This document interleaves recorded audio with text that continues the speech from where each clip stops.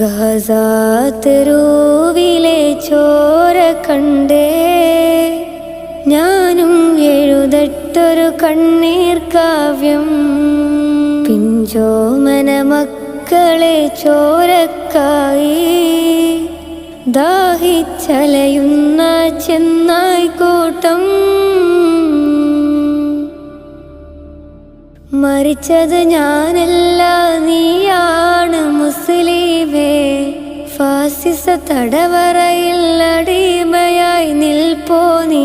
എന്ന് തീരും ഈ കണ്ണുനീരിൻ മോചനം നേടുകില്ലേ?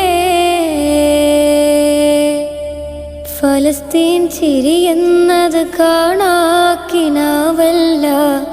അറബിപ്പൻ വിളയുന്ന കാലം വരുന്നുണ്ട് തഖ്വ കൊണ്ട്.